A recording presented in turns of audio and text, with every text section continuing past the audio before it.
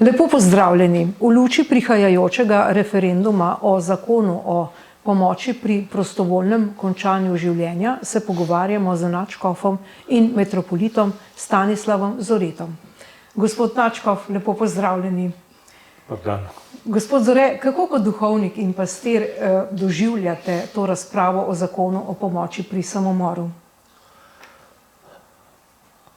Pravzaprav z neko žalostjo, skoraj bi rekel z nekim razočaranjem, ker človek težko sprejema, da začnemo uvajati v družbo kot vrednoto nekaj, za kar smo se pravzaprav v vso preteklost in se toliki prizadevajo še danes, namreč za ohranjanje človekovega življenja, za pomoč tistemu, ki mu pride na misel, da bi morda naredil samomor, in vemo, da jih teh v naši družbi nikakor ni malo, ker smo kar zelo v vrhu Evrope in sveta po številu poskusov in po številu samomorov.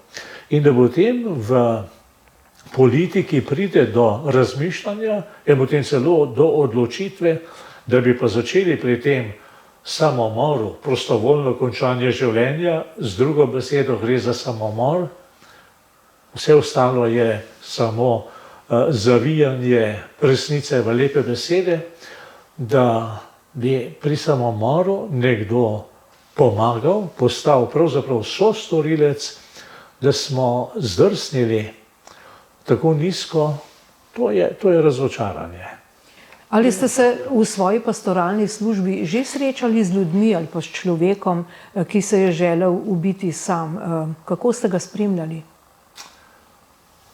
Prav iskreno povedano se ne spomnim, da bi v vseh teh 40 letih svojega duhovništva srečal nekoga, ki bi znameni ali pa odkrito povedal, da razmišlja o samomoru ali celo, da se že odloča za ta korak.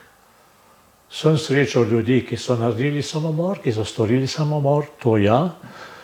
Sem srečal bolečino, ki je ovila družino, svojce, zlasti tiste najbližje človeka, ki je storil samomor, nekoga pa, ki bi rekel, storil bom samomor, to pa še ne. Ali menite, da ta zakon o pomoči pri samomoru odpira vrata k večji avtonomiji ali pa večji ranljivosti posameznika? Kaj je zdaj avtonomija? Kaj je ranljivost? O tem bi se lahko pogovarjali. Se spomnim pogovorov z pokojnim profesorjem, akademikom Antonom Trstenjakom. Sva praktično 6 let živela skupaj, ko sem bil na Brezjah, in se večkrat pogovarjala o različnih temah, in je pogovor ne enkrat nanesel tudi na temo samomora. In on je zelo odločno, močno prepričano dejal, človek, ki stori samomor, tega ne stori svobodno. Tega ne stori svobodno voljo, z resnično svojo odločitvijo, če tudi to načrtuje morda leto ali 2 leti. Vsak človek, ki si vzame življenje, to stori pod neko prisilo, pod pritiskom, notranjim, zunanjim, nihče pa svobodno. In to je utemeljeval s tem, da je življenje nekaj, na kar je človek tako močno pripet, na kar je tako močno navezan, da pravzaprav v življenju ves čas dela vse za to, da bi živel, da bi kvalitetneje živel, ne pa, da bi končal svoje življenje, da bi storil samomor. In zato je povečanje avtonomnosti ali svobode tukaj veliko, veliko vprašanje. Ljudje tega ne delajo, ker bi bili svobodni. Kako cerkev razlaga trpljenje in smrt v luči vere? Najprej se mi zdi, da je treba zelo, zelo močno poudariti, da cerkev ne poveličuje trpljenja. Po grehu je vstopilo trpljenje v svet, v človeštvo in po grehu je prišla smrt. To ni del Božjega načrta. Trpljenje ni del Božjega načrta.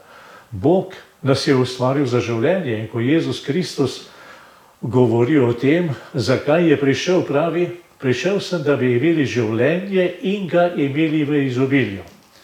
Ampak ker živimo v tem nepopolnem, v tem od greha zaznamovanem svetu, smo pa ne samo deležni iz opazovanja okolice, ampak tudi osebno. Smo vsi deležni prej ali slej bolezni, prej ali slej trpljenja, prej ali slej tudi smrti.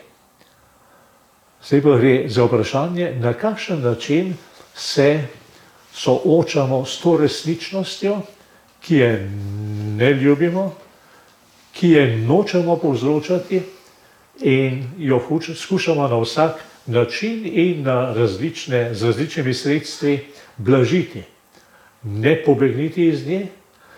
Zame je tukaj zelo, zelo zgovorno Jezusovo padanje na križevem potu. To je nekaj, kar zadeva vsakega človeka, ne samo Kristusa, vsakega. Vsi smo tisti, ki padajo na svojem križevem potu. Ja, tretja postaja, prvi padec. Padec je nekaj, kar je del življenja. In je pomembno, da se naučimo vstati. Potem sedma postaja. Ta je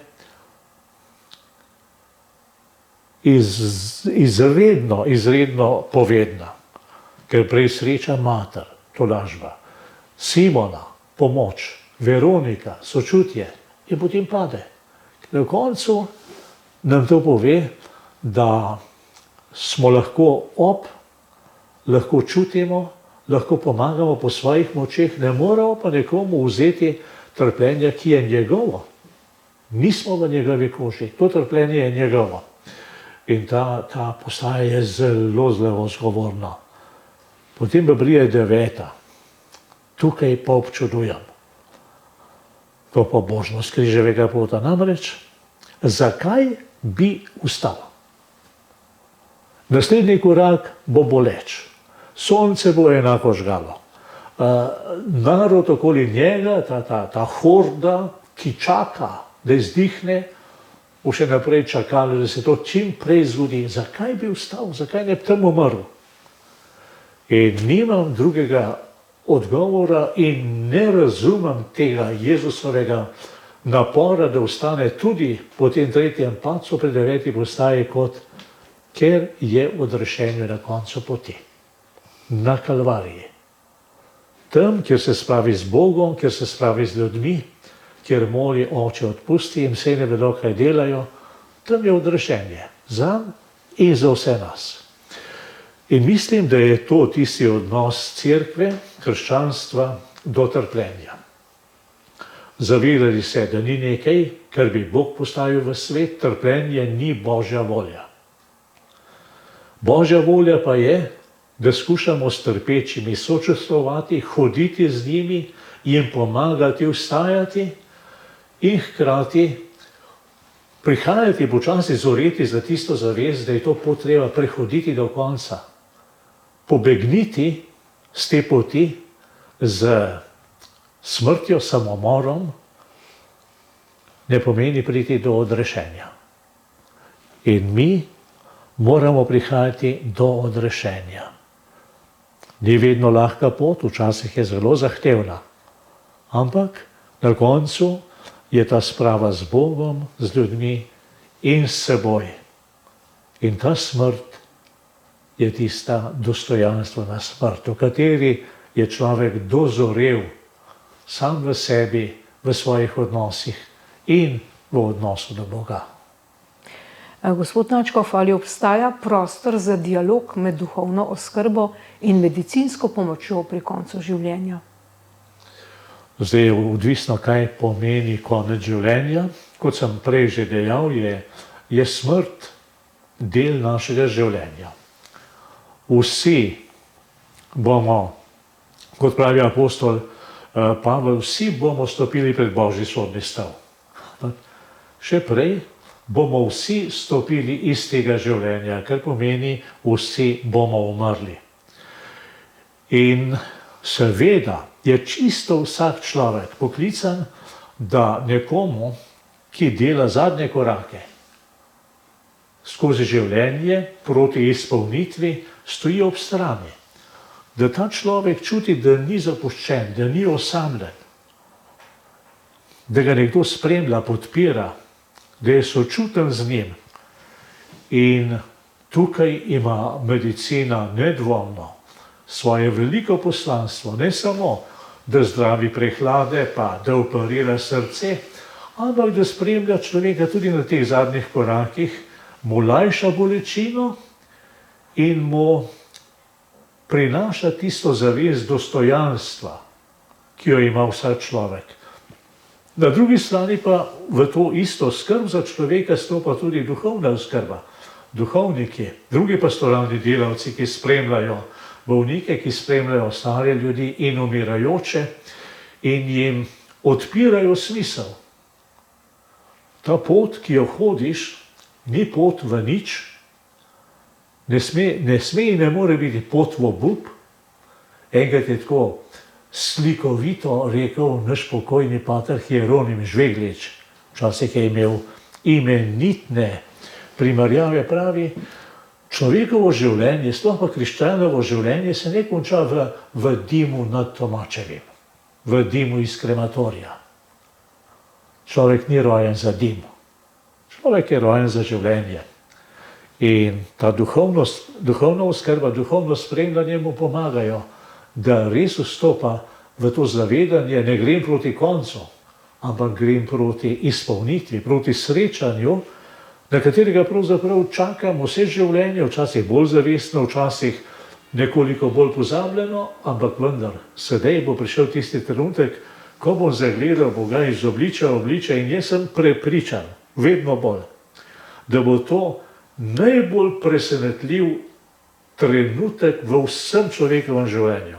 Spoznati Boga, kakšen v resnici je, to bo takšna polnost, da nimamo besede in nimamo predstave. In duhovna oskrba je pomoč k odpiranju za to resničnost. Medicina in vsi njeni korake in možnosti pa, da je stopanje proti temu čim bolj brez bolečin, brez trpljenja. Kako naj se kot družba pogovarjamo o smrti, ne da bi zdrsnili v utilitarizem ali v tabu? Pravzaprav na ta način, da bomo smrti dovolili vstopiti v življenje.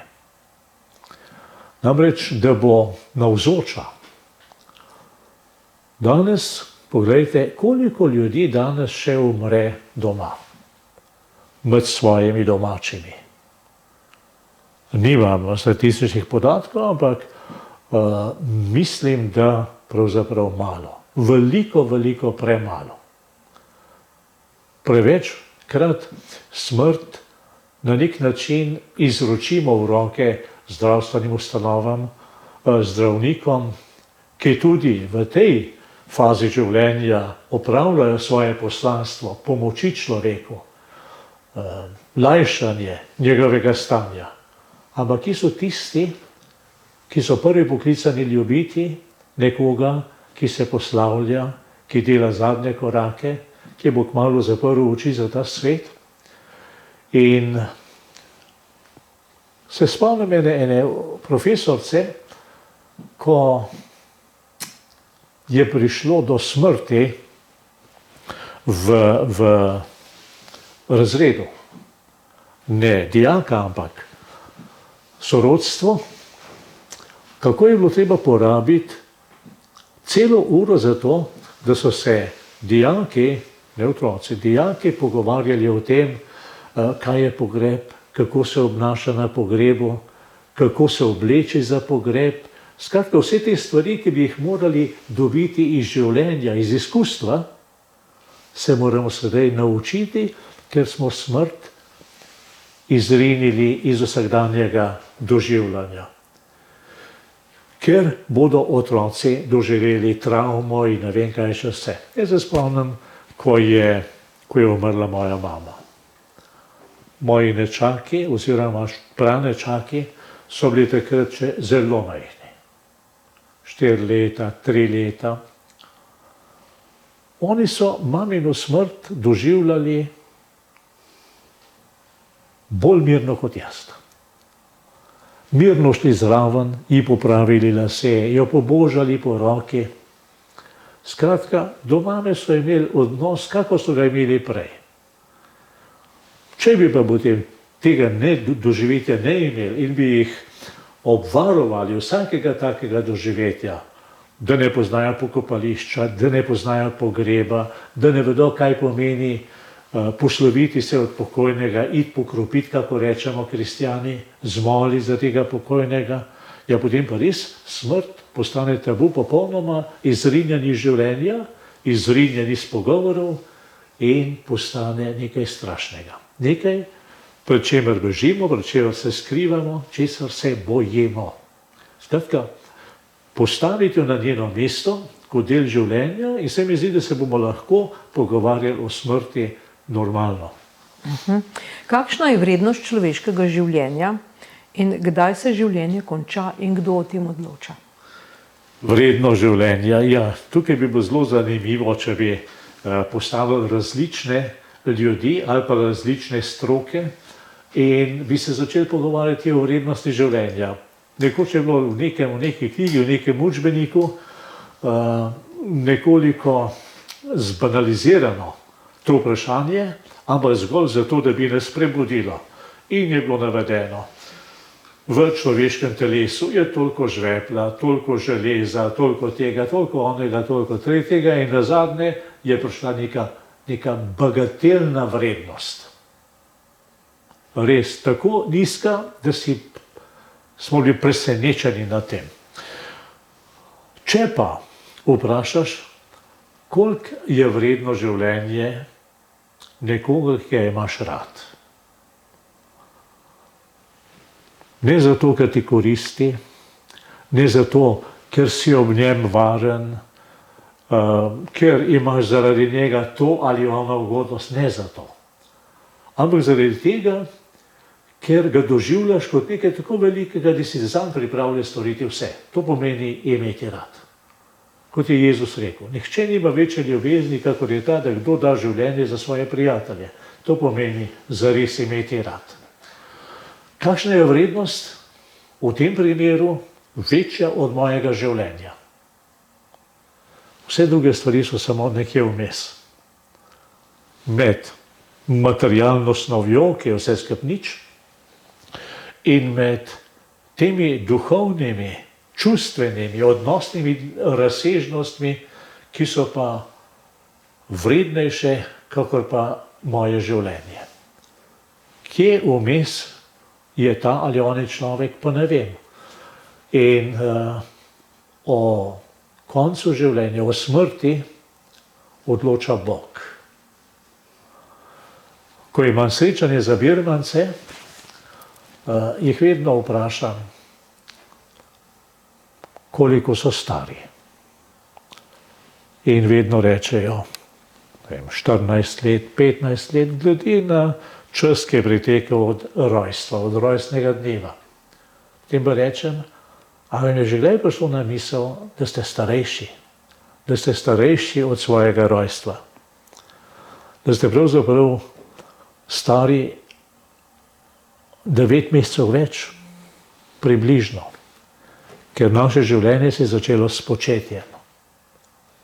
Takrat, ko je Bog, in to sem trdno prepričan, ko je Bog izgovoril bodi nad življenjem vsakega izmed nas, in življenje se je začelo. Mama in oče nam podarita telo. Bog nam pa podari mene samega. Jaz rečem, to sem jaz. Ne moja roka, ne moja noga, ne vem kaj mojega, ampak jaz. To je pa Bog.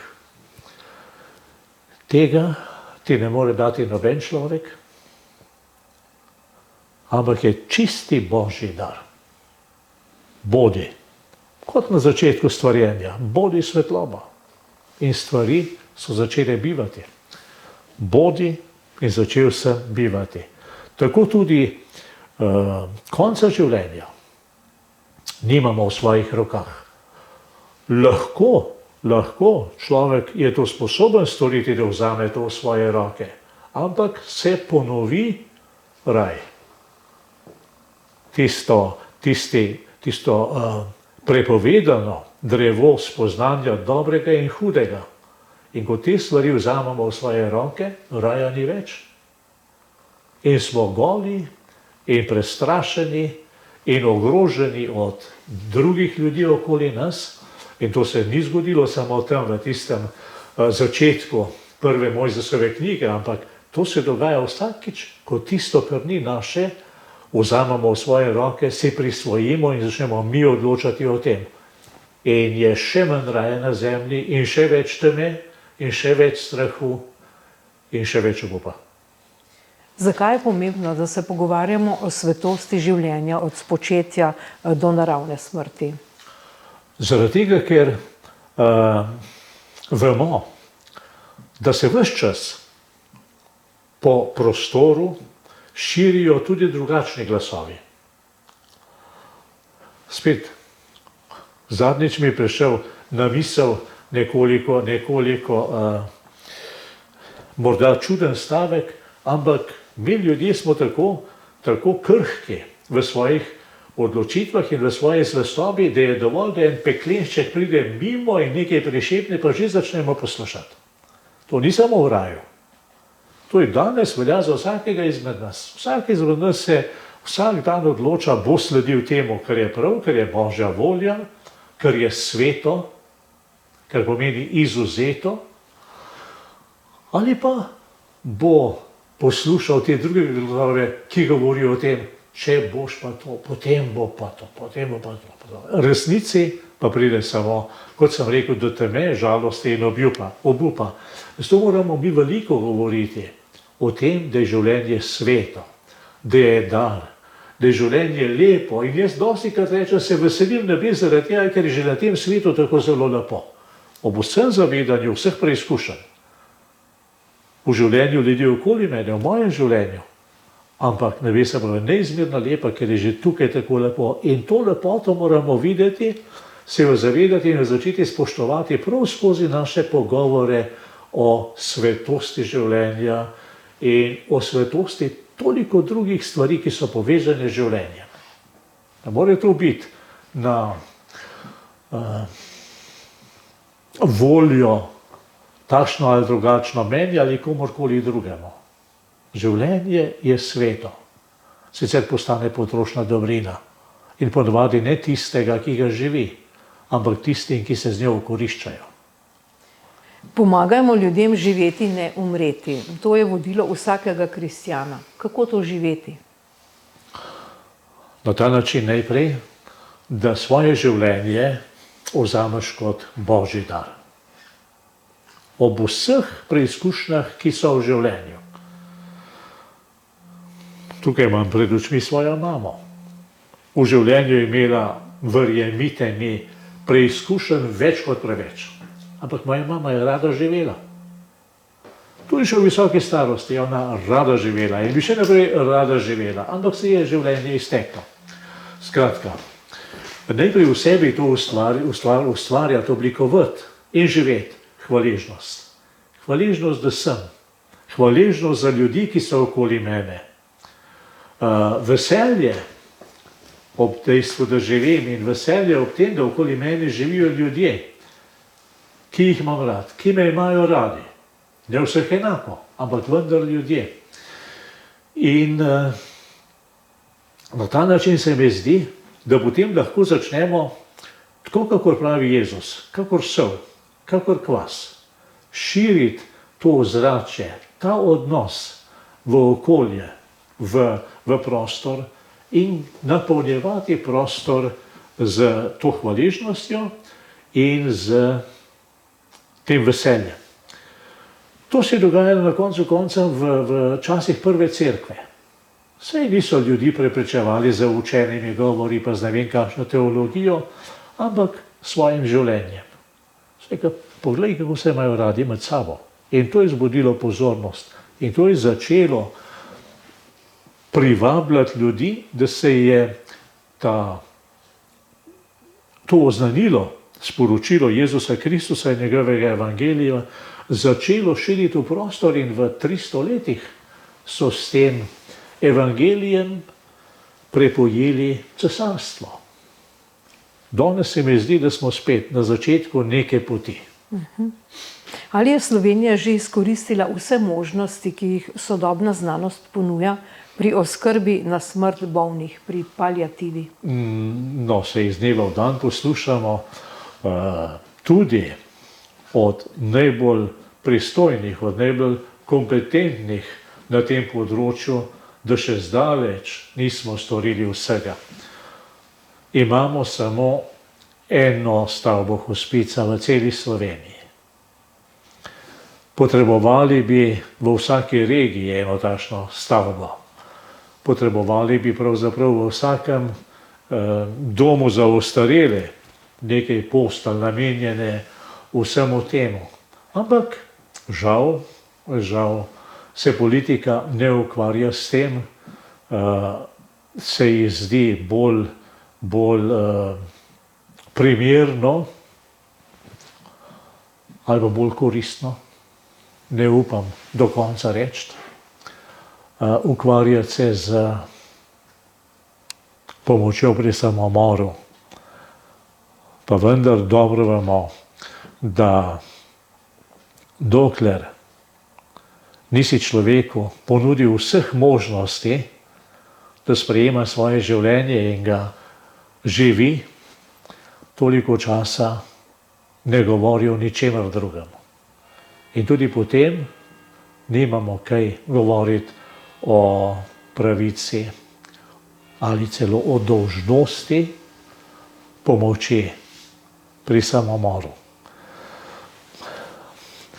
Zdaj bom nekoliko spet grob, ker včasih tako, kot sem rekel, zavijamo svoje besede v, jaz jim rečem, mehčavci naše vesti, da stvari postanejo sprejemljive, ker zakrivajo resničnost.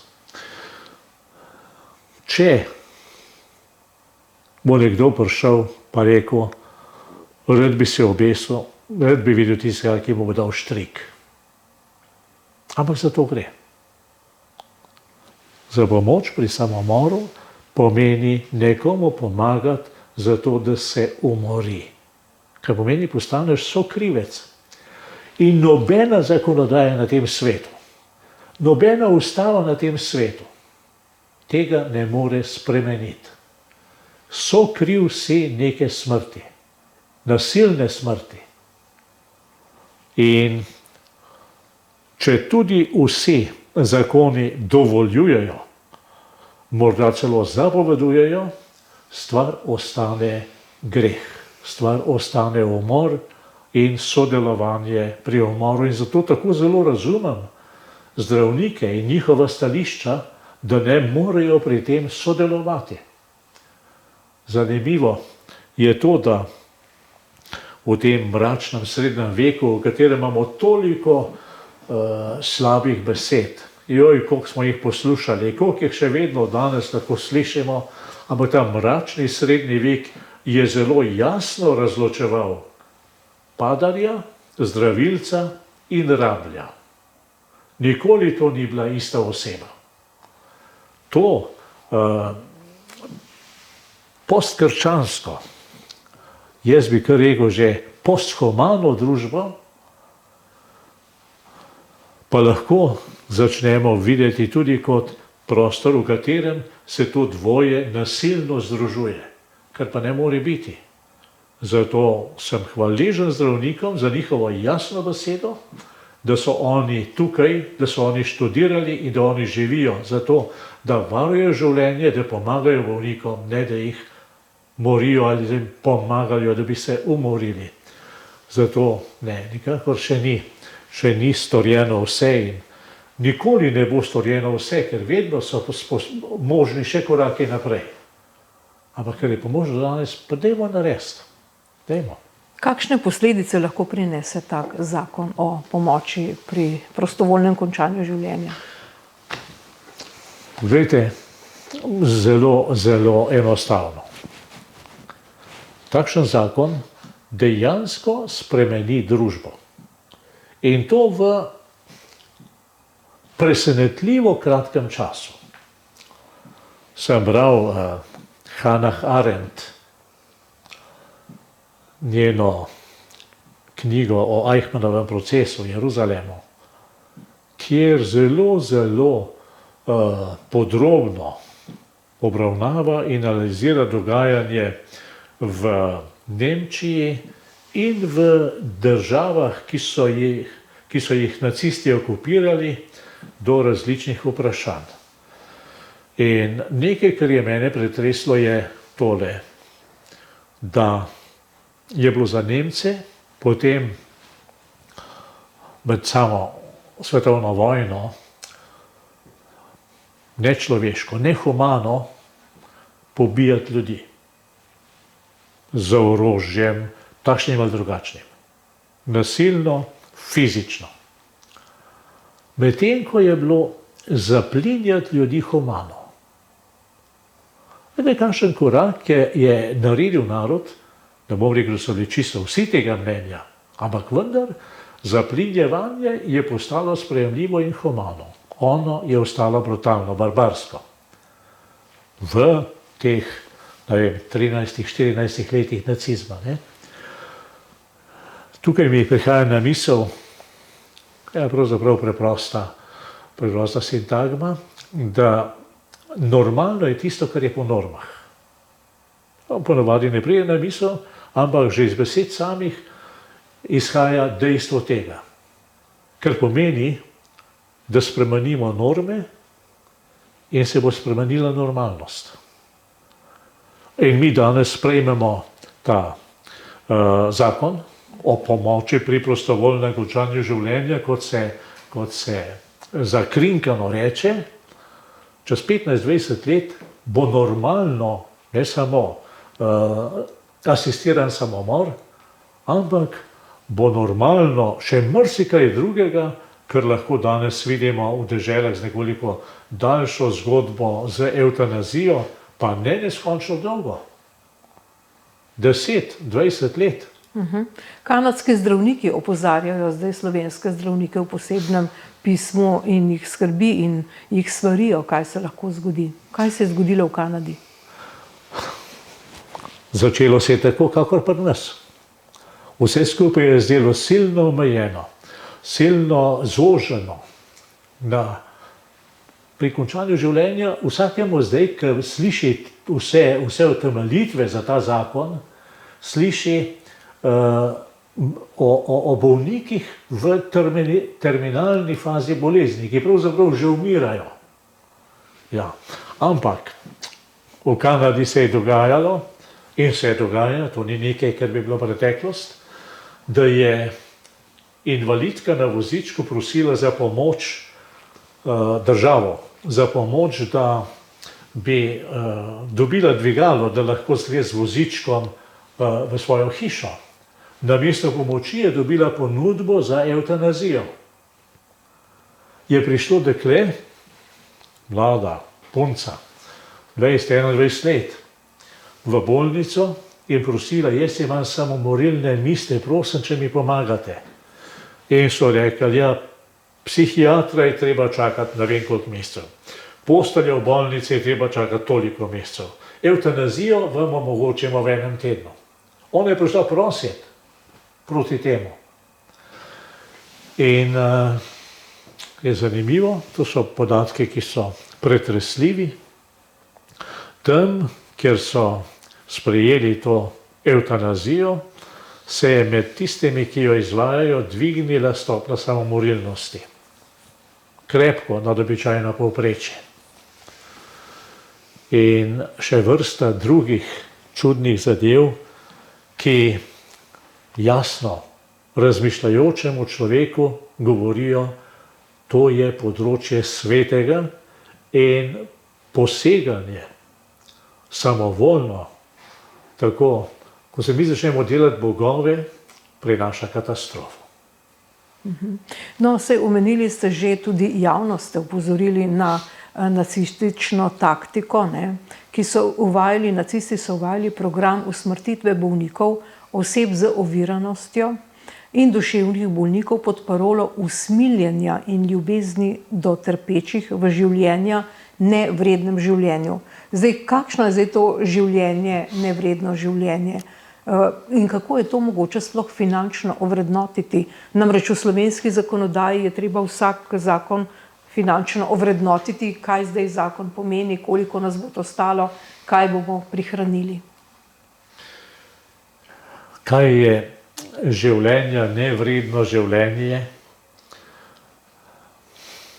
Takšnega življenja pravzaprav ni. Življenje nevredno življenje, morda pogojno rečeno, je življenje, v katerem stalno povzročaš zlo, v katerem prinašaš bolečino, v katerem povzročaš žalost. Skratka, v katerem deluješ proti človeku, v katerem človeka razčlovečuješ na kakršenkoli način že, morda je to življenje nevredno življenje. Ampak tudi to življenje, če mu z eno besedo rečem, da je zločinsko, zaradi sadov okoli, tudi to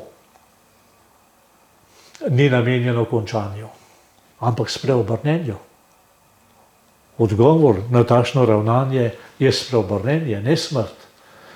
In sicer pa življenja, nevrednega življenja ne poznam. Nasprotno, to, kar mi danes, ali pa kar nam danes večkrat skušajo prodati kot življenja, nevredno življenje, je življenje, ki nas prebuja k življenju, ki nas izziva. A si sposoben biti človek ob tem človeku, a si sposoben biti dober ob tem človeku, si sposoben ljubiti človeka, si sposoben ustrajati in mu dati samo svojo navzočnost, to, da ga pobožaš po licu, da ga držiš za roko. To je klic k življenju. Življenje, ki je nevredno življenje, je klic k življenju za vse nas. In prebuja življenje, zato govoriti o življenju, nevrednem življenju, se mi zdi, da je nekaj, kar pravzaprav ne vzdrži, če gremo v globino in če gremo v izkustvo tistih, ki to izkušajo pravzaprav iz dneva v dan. Zato je takšno življenje dragoceno, ker nas počlovečuje. Naš problem je, če takšno življenje razglasimo za nevredno življenje, ker v tem primeru smo se razčlovečili. Ni več v nas sočutja, ni več v nas ljubezni, ampak na nek način smo dvignili roke, pobegnili na ta način, da smo rekli, dajmo mu pomagati, da se ubije. To je razčlovečenje. Zakaj se te ideje pojavljajo prav v tem času? Jaz mislim, da te ideje so se pojavljale pravzaprav bolj ali manj v vseh časih, takrat, ko so ljudje nehali spoštovati, kar je sveto, in so začeli imeti občutek, ali pa so se začeli obnašati, kot da imajo vse v rokah in da jim je zaradi tega vse dovoljeno. In takrat se potem začne preračunavati, kaj se splača, kaj se ne splača, kje je več dobička, kje je več stroškov. In se ugotovi, da se lahko dolgotrajna oskrba rešuje tudi z prostovoljnim končanjem življenja, se lahko paliativa rešuje s prostovoljnim končanjem življenja, kako se reče temu zakonu, in da je strošek pravzaprav veliko manjši in država prihrani več. Me zanima, kako bo država kakšen je načrt, kako bo porabila ta sredstva, če bodo. Upam, da ne. Skratka, takrat, ko stvari niso več svete in začnemo biti bogovi. Takrat ni nobenega ozira več, samo da se nekatere stvari dogajajo v belih rokavicah, druge pa v zelo brutalnih okoljih. Gospod Načkov, kako povrniti vero v Boga in kaj lahko vsak sam pri sebi stori? Na ta način, da začnemo poslušati to, kar sem že prej omenil, da začnemo poslušati Božji glas, da Božjim zapovedim damo njihovo veljavo v našem življenju in da začnemo spoznavati, da je svet, v katerem Božje zapovedi veljajo, varen. Ne pravim, da ni nobenih preizkušenj, da bolezni, trpljenja nikakor, ampak je veliko bolj varen. Ko Božje zapovedi ne veljajo več, takrat svet postane nevaren in to nevaren za vse. Poglejte, zelo enostaven primer. Že pismo Diognetus, smo na samem začetku krščanstva, prvo stoletje, ki govori o kristjanih in kristjanih v svetu, pravi, kristjani niso drugačni od drugih ljudi, ne živijo v drugih mestih, nimajo drugačnih oblačil, nimajo drugačnih oblek, se poročajo kakor drugi, imajo otroke, ampak otrok ne izpostavljajo. Kot je bila praksa sicer v okolju. In francoska filozofinja, sicer mama, mislim, da ima 5 otrok, zelo zanimivo različna v svojih knjigah, Chantal del Sol, pravi, krščanstvo je v ta svet, to kulturo, vstopilo skrbjo za najbolj ranljive, za najbolj nemočne. Otrok ne izpostavljajo. V krščanstvu so se pojavljale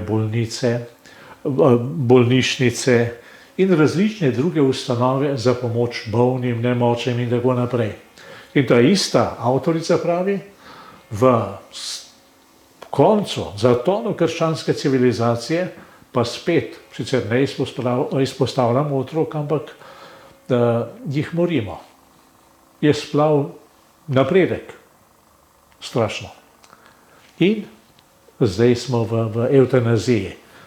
Po celem svetu se skuša širiti ta miselnost in mislim, da gre za to, da ni več Božja zapoved tista, ki postavlja meje, ampak postane človeška volja, človeško jemanje tistega sadu prepovedanega drevesa spoznanja dobrega in hudega, v katerem se začnejo vse te strahote, stiske, razvrednotenje človeka. In obrniti se bomo morali k Bogu. In vidim, mladi ljudje že začenjajo spoznavati, da ta kultura vodi dejansko v smrt. In če bomo šli naprej po tej poti, to pomeni smrt te zahodne civilizacije. Ob vsem napredku, ob vseh migracijah in migrantih, ki želijo priti v ta raj, v to obljubljeno deželo, bo to umrlo. In zato ti mladi spoznavajo, da smrt ni tista pot. In se vračajo v globini k vrednotam, tudi k Bogu. Spoznanje in veselje nad smiselnostjo življenja. Zakaj je prav, da Cerkev vsak dan opozarja na to nesprejemljivo past, ki jo prinaša evtanazija in se ne pusti utišati pod parolo ločenosti Cerkve od države? Ja, to je zdaj čisto posebno vprašanje, ta ločenost Cerkve in države, ki se pri nas interpretira na zelo svojski način, v glavnem v smislu izločenosti, utišanosti cerkve, kar nikakor ni osnovna poanta tega načela. Pač pa gre za to, da je cerkev od svojega ustanovitelja, od Jezusa Kristusa, dobila naročilo: pojdite in učite. Ko pošilja učence, pravi: vse narode naredite za moje učence.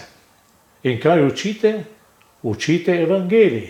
In kaj je evangelij? Evangelij je pa veselo oznanilo, da je človek odrešen s Kristusovim prihodom v ta svet in z njegovo ljubeznijo do konca, ki je ljubezen do prošnje za odpuščanje na križu. Sem prej že govoril, da je s tem v ta svet vstopilo odrešenje. In da Jezus spet reče v Janezovem evangeliju, 3. poglavje, da je Bog tako vzljubil svet, da je dal svojega edinega rojenega sina, da bi se nihče ne pogubil, kdor veruje vanj, ampak je imel večno življenje. In cerkev mora, sicer ni več Kristusova cerkev, oznanjati to dvoje: evangelij življenja in Božjo ljubezen. Ne eno masovno Božjo ljubezen, ampak Božjo ljubezen do posameznika. Bog lahko stoji pred množico in vidi obraze in pozna imena. Posameznika rešuje, posameznika ljubi. In če bi cerkev umolknila, in zlasti, če bi umolknila v takšnih časih, kot so sedajle, ko gre za temeljne postulate, ko gre za ne ubijaj, potem bi se izneverila svojemu poslanstvu in bi izdala svojega ustanovitelja. Ne more. Ne more.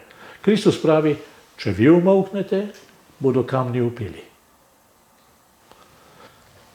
In kakšna je vloga cerkve pri oblikovanju zakonodaje, ki zadeva življenje in smrt? Naloga cerkve ni zdaj oblikovanje posameznih zakonov, posameznih členov, posameznih zakonov, pač pa je vedno znova opozarjanje na vrednote, zlasti na vrednoto človeka, na dostojanstvo človeka, na svetost človeka in njegovega življenja, ki mora voditi tudi tiste, ki delajo zakone. Ti zakoni morajo biti v dobro človeka, ne v dobro državne blagajne, v dobro človeka. Dobro človeka gotovo ni, da ga ti spodbujaš, da je umre, ampak da mu ti pomagaš, da živi. Tudi s pomočjo državne blagajne. In kot rečeno, cerkev lahko samo uči načela. Neomajno vztraja pri vrednosti in pri veličini človeka in njegovega življenja in njegovega dostojanstva, pri svetosti. Kako odgovoriti promotorjem evtanazije, ki očitajo, da cerkev poveličuje trpljenje pred smrtjo in da se imajo ljudje pravico sami odločiti o svoji smrti? Kako tem odgovoriti? Ja. Cerkev, kot sem dejal, ne poveličuje trpljenja, sicer ne bi ustanavljala bolnišnic in vseh drugih ustanov za to, da je pomagala in da pomaga v zahodnem svetu, je tega že kar nekaj, vsem, ki so pomoči potrebni. Če bi cerkev poveličevala trpljenje, ne bi imeli matere Terezije. Cel svet jo pozna. Po čem? Po človekoljubne. Potem, da je šla na ulico in pobrala človeka, ki je umiral v obcestnem kanalu in mu v svojem objemu, tudi v tistem umiranju, ker mu ni bilo več mogoče pomagati, mu je dala toplino, mu je vrnila dostojanstvo. In ta človek je bil hvaležen, ne ker bi mati Terezija poveličevala trpljenje, ampak ker je ljubila človeka, ker nosi v sebi Božjo podobo, ker ga je Kristus odrešil. Zato so takšne floskule o tem, da cerkev poveličuje trpljenje, nerealne, neosnovane. Pridejo pa prav, ja, za lansiranje določenih misli v prostor, ampak ne vzdržijo presoje. Tako da, kot sem rekel, cerkev ne poveličuje trpljenja, nikakor ne. Tudi že prej, ko sem govoril o Kristusu in o tistih križevih poteh, to ni poveličevanje trpljenja. To je učenje življenja. In ta pravica, da se ljudje sami odločijo o svoji smrti. Ja, tu je pa, se bom malo vrnil k Trstenjaku. Ti so se na videz, po njegovi trditvi, sami odločili za smrt, vendar niso bili svobodni. Strokovnjaki, ti, ki imajo izkušnje s tem področjem, samomori v Sloveniji, pravijo, da je več kot 90% samomorov klic na pomoč. In to zelo, zelo glasen krik. Ne morem več, pomagajte mi. In tisti, ki jih rešijo, ne poskušajo več. V veliki, veliki večini primerov. Zato govori, da je tukaj neka svobodna odločitev. Ni.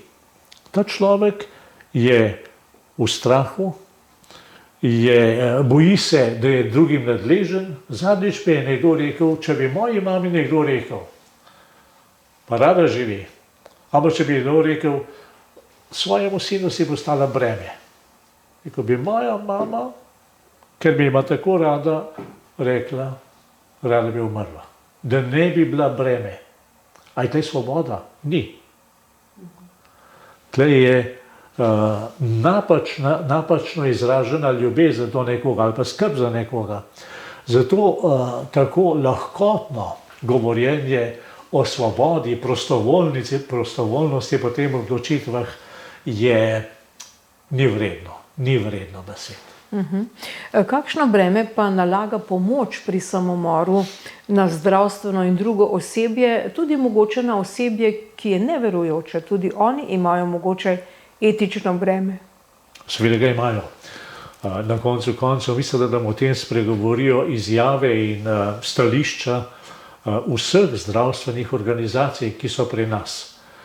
In ta stališča so kategorično proti. In pred časom smo slišali izjavo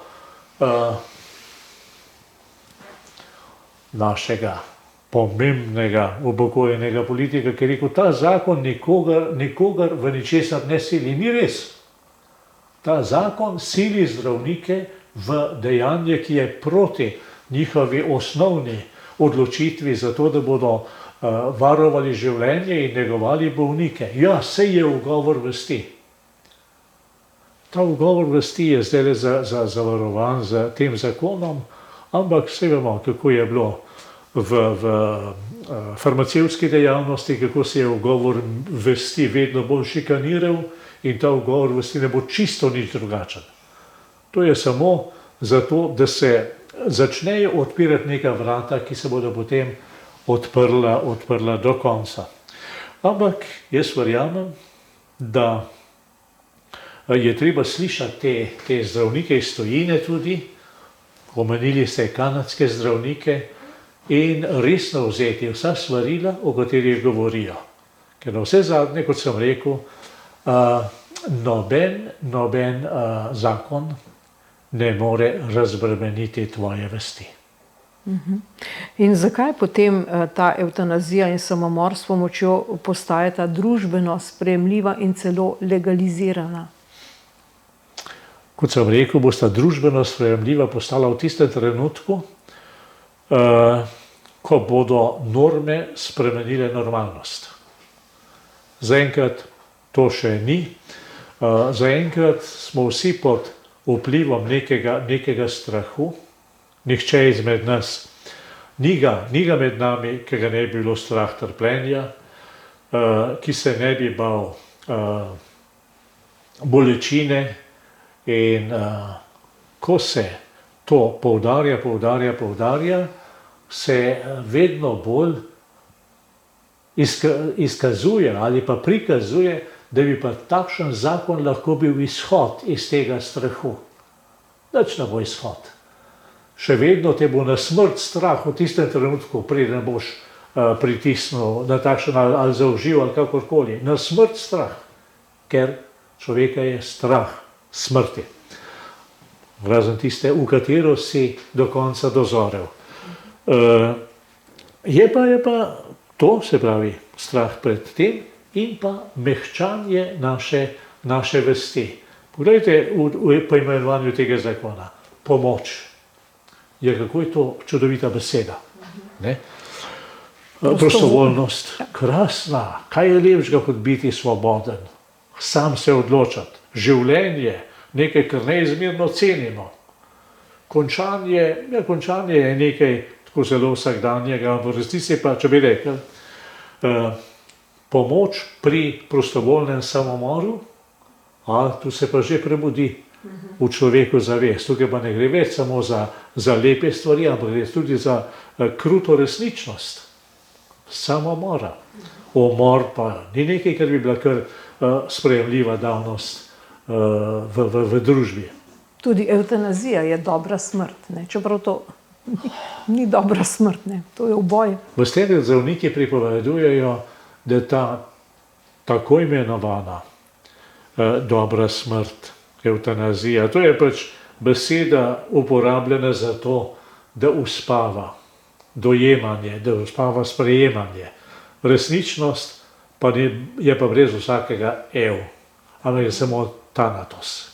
Samo smrt in pravijo, da včasih ti ljudje umirajo desetine ur.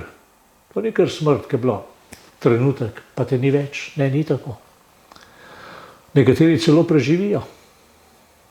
O tem se nič seveda ne govori. Kako to doživljajo njihovi svojci? Je tako lepo povedal Jani Kramar, ki se zelo, zelo veliko kot prostovoljec ukvarja z spremljanjem ljudi v hospicu. Kako je nek mož, ko je zvedel za diagnozo, da ima raka, v zadnjem stadiju, da se bo ustrelil, ker je lovec. In kar pomeni, da ima možnost, da to stori. In potem so prišli preden s tole mislijo. Namreč utrjeval je, ne bom v breme svojim domačim. Pa so mu rekli, kaj mislite, gospod? Kaj bo vaše domače bolj obremenilo? To, da vas bodo morali par mesecev, 3-4 mesece negovati, ali vaš samomor? In se je zamislil in se je odločil, da ne bo naredil samomora. Dostikrat ob tem ne pomislimo na to, da takšna dejanja zelo, zelo obremenijo okolico, svojce. Torej je zdaj takšna tako imenovana svobodna odločitev, o kateri govorijo promotorji tega zakona, podvržena bolj družbenim pritiskom, nedostopnosti zdravstvene nege, občutkom osamljenosti in odvečnosti, skrbi posameznika, da bi bil v breme. To so razlogi. Gotovo. Najprej to, kot sem rekel, strah pred trpljenjem, pred bolečino, potem vse to, kar ste vi sedaj našteli, ampak jaz sem pravzaprav globoko prepričan, da ljudje, ki govorijo v prid tega zakona in zagovarjajo ta zakon, niso šli v globino. Niso pomislili na tiste, ki ostajajo, niso pomislili na zdravnike, ki so prisiljeni, jih zakon na nek način obvezuje in nekje nadaleč govorijo in prikimavajo temu zakonu. Od blizu bo najbrž gledal precej drugače, če mu pogledaš iz osebne izkušnje v oči.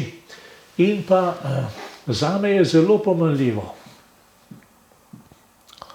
Zakaj ne oblikujejo prvič? Zakaj bo o tem odločal neka ekipa, ki zagovarja pomoč pri samomoru? nihče ne sme biti v ekipi, ki tega ne zagovarja. Zakaj tako monolitna skupina, ki zagovarja smrt, zato da bo presojala prošnjo za samomor? To ni demokratično. Potem, zakaj v to dejavnost silijo zdravnike? Zakaj ne oblikujejo spet ene ekipe, ki jo bo imenoval kdorkoli, ki naj se potem ukvarja s tem?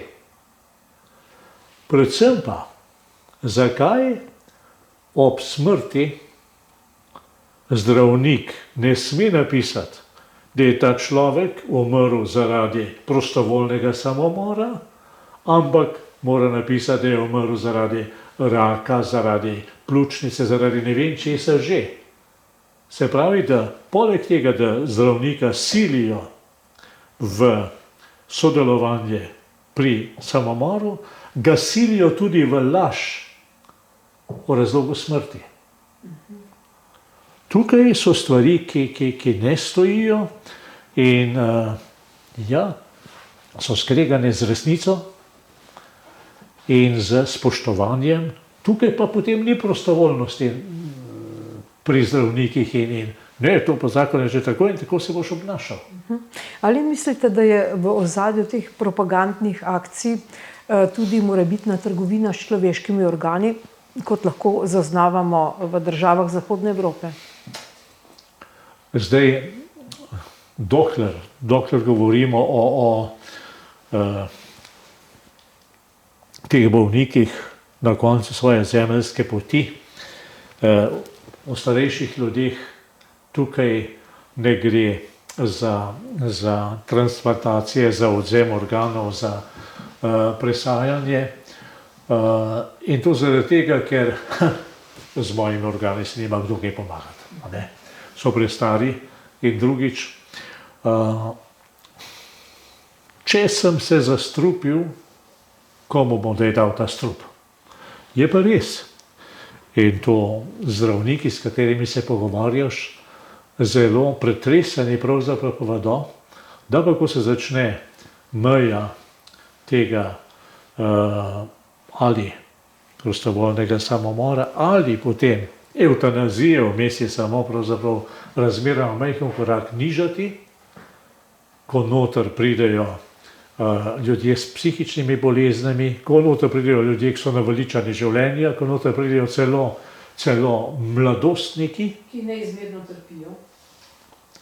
No, pri tem neizmernem trpljenju, ki je močen dejavnik na našo zavest.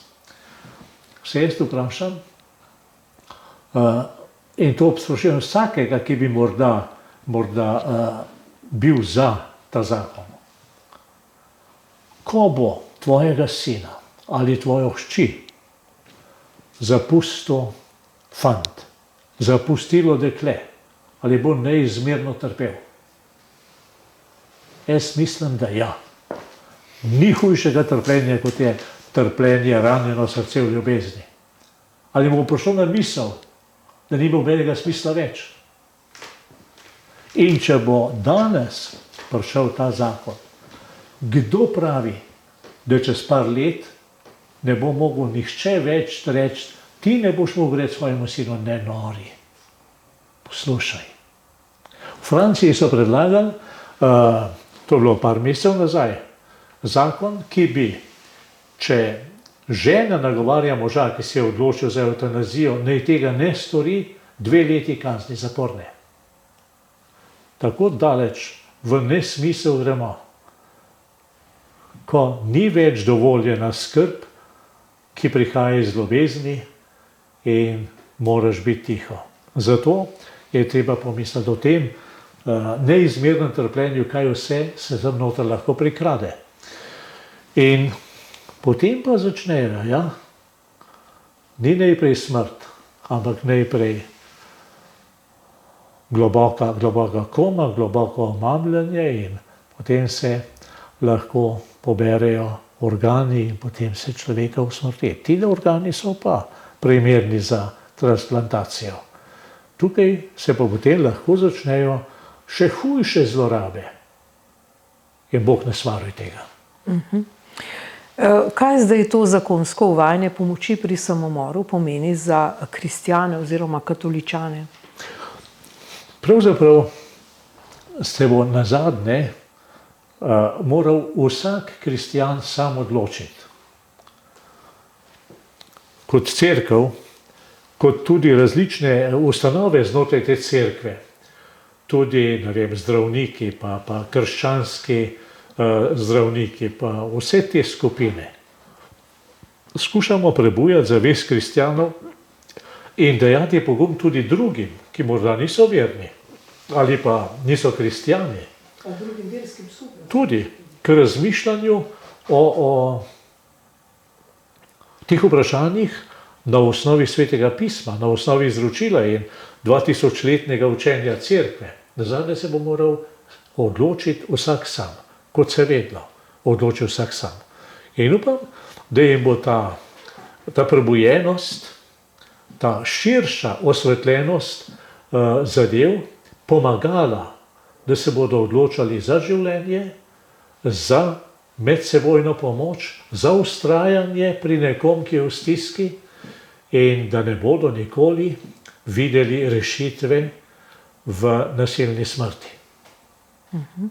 Ali obstaja duhovna drža, ki jo lahko kot družba gojimo v teh razpravah o koncu življenja?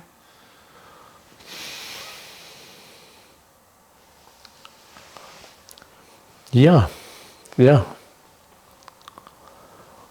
Mi imamo danes ogromno besed o človekovih pravicah. Zelo veliko. Te pravice brnijo v ozračju. Iz vsakega kota se kažejo te pravice. Vsak posameznik že razglaša svoje pravice in bi jih morali vsi sprejemati, nasprotno celo vsi podpirati te individualne posamezne pravice. Mislim, da smo kot družba dolžni začeti živeti to človekovo pravico do življenja in do spoštovanja življenja. In s tem tudi do zavezanosti družbe, da ljudem pomaga živeti, ne da jim pomaga, da se ubijajo. To je gotovo eno sporočilo, ki je krščanstvo in konec koncev tudi, ko ste omenili, druge verske skupnosti prinašajo v ta prostor. In čeprav vedno znova slišimo, da je država in verske skupnosti, da je to ločeno med seboj, ampak pravzaprav večina vrednot, ki so v družbi, so zrasle ven iz krščanstva. In jih danes svetu zagovarjamo. In je prav, da se samo vrnemo k temu, kar je vrednota. Človek. Torej, gospod Načkov, kaj bi želeli na koncu sporočiti zakonodajalcem, zdravnikom in družinam, ki se soočajo s temi vprašanji? Zakonodajalcem pravzaprav težko, karkoli povem, so vse že slišali z različnih forumov in verjetno vztrajajo pri svojem, čeprav ne razumem, ali to mislijo resno tudi, ko bo zadelo njih. Ko bo šlo za življenje njihovih bližnjih in za nje same. To se sprašujem. Ker ena stvar je na deklarativni ravni govoriti o stvarih, druga stvar je premisliti v globino, poskušati stvari pretehtati globoko v svoji duši in v svojih odnosih in potem spregovoriti o njih. Zdravnike podpiram in sem jim globoko hvaležen in jih zelo spoštujem v tej njihovi zvestobi. Ne samo Sokratovi prisegi, ampak svoji odločitvi, da bodo služili življenju, da bodo služili človeku in da temu ostajajo zvesti in da pri tem budijo tudi vse ostale, ki morda razmišljajo nekako v duhu, ja, življenje seveda, ampak. In ko rečejo, da ampak življenje ni več zavarovano, je že omejeno. In upam,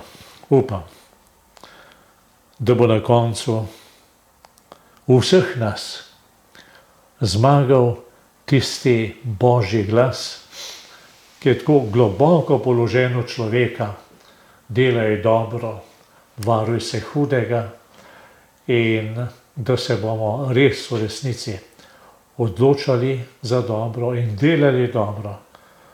Ne samo v zvezi s tem zakonom, ampak z vsem, kar nam življenje prinese naproti, in se moramo odločiti, da bi se odločili za dobro, da bi se odločili za Boga, ki daje življenje. In v knjigi Modrosti je, in sicer različni prevodi malo različno prevajajo, ampak meni je najbolj všeč: življenje ljubeči Gospod. Ja, jaz se mu ne odpovem. Ne zdajle, ne sicer. Gospoda, ki ljubi življenje. Gospod nadškof Stanislav Zore, najlepša hvala za vaše komentarje. Hvala lepa. In hvala za pozornost. Nasvidenje.